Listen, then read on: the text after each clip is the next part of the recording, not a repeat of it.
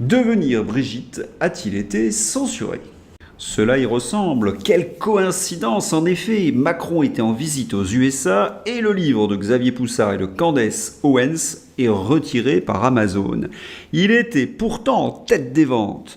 La rumeur enfle sur les réseaux sociaux. Ce serait Donald Trump qui aurait ordonné de retirer le livre de la vente pour obtenir quelque chose d'Emmanuel Macron.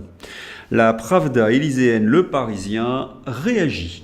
Pourquoi le livre complotiste Devenir Brigitte n'est-il plus en vente sur Amazon?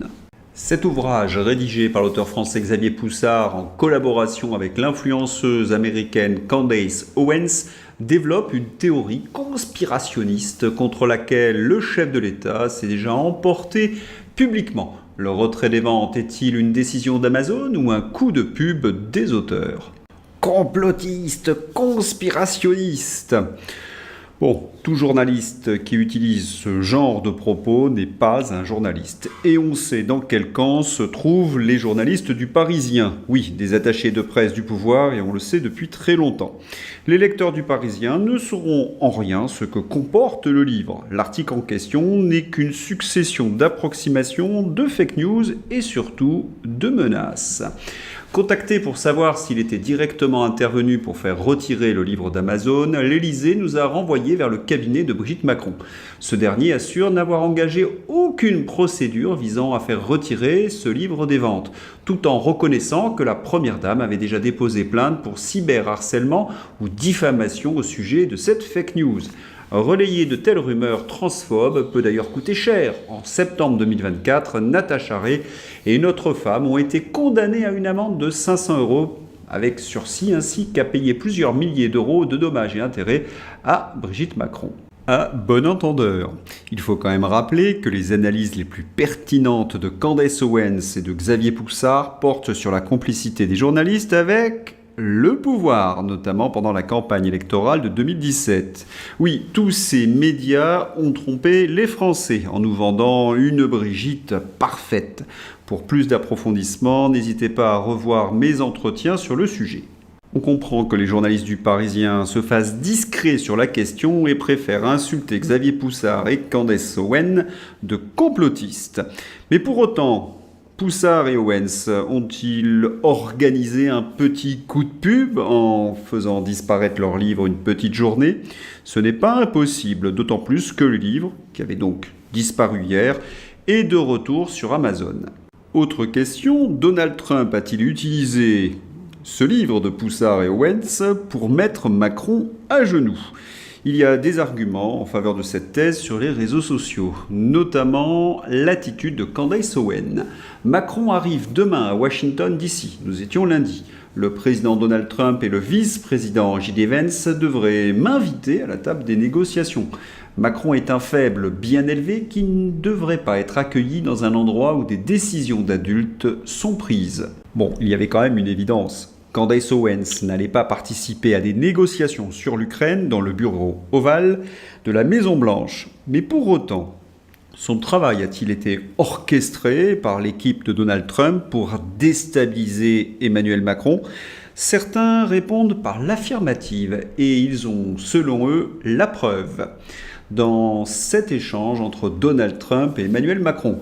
« Je salue votre merveilleuse épouse », a déclaré Trump à Emmanuel Macron. Certains y ont décelé une intention maligne, une ironie féroce, surtout quand on compare Bribri à la femme de Donald Trump, Melania.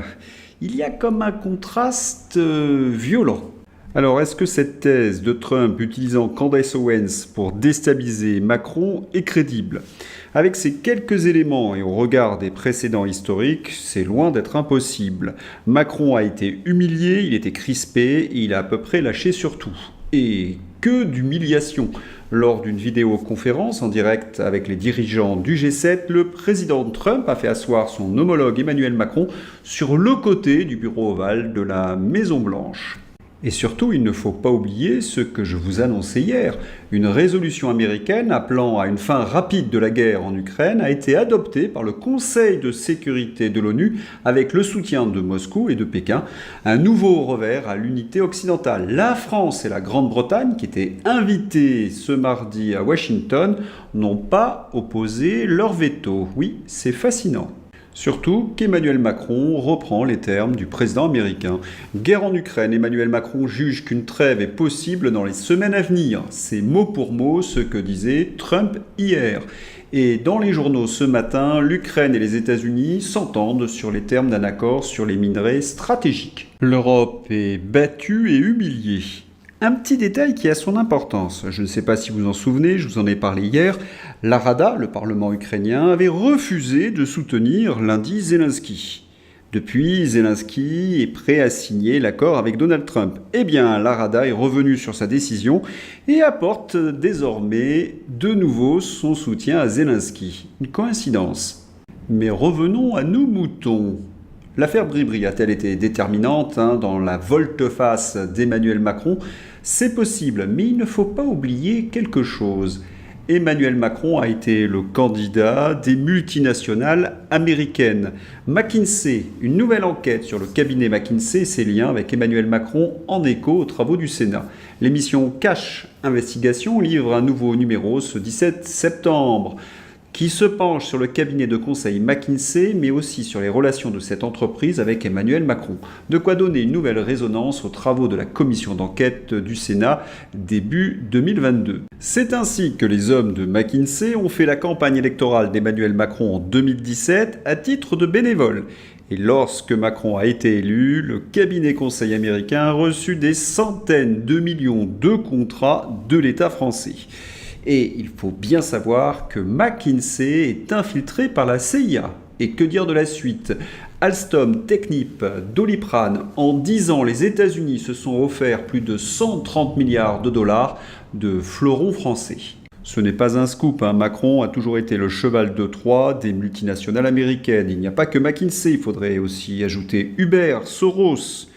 Donald Trump avait donc des arguments pour obtenir ce qu'il voulait d'Emmanuel Macron. Sur la 5, on évoque pudiquement ce qui s'est passé à Washington. Emmanuel Macron a dû se rendre compte en arrivant à Washington que la seule possibilité qu'il avait, c'était de choisir la couleur de l'emballage de l'accord. Il s'est reçu en pleine face à ce que Donald Trump a dû lui apprendre. L'accord est quasiment signé. Soyons plus précis, Macron est au courant depuis de longues semaines. L'objectif du président était de la com faire 2 pitreries pour qu'elles soient développées par les journalistes de cour. Et oui, faire apparaître Macron comme celui qui résiste à Trump alors qu'il vient de faire volte-face. La propagande sans limite. Ce matin, je prends un café, nous dit Mike, au comptoir d'un bistrot parisien et les commentaires concernant le voyage de Macron en Amérique sont « T'as vu comment notre président tient tête à Trump? C'est à être fier d'être français. » Je ne sais plus quoi dire. Voilà, avec 2 images détournées complètement hors contexte, quelques journalistes aux ordres, j'y reviendrai dans ma page Fantasy, vous obtenez ce résultat.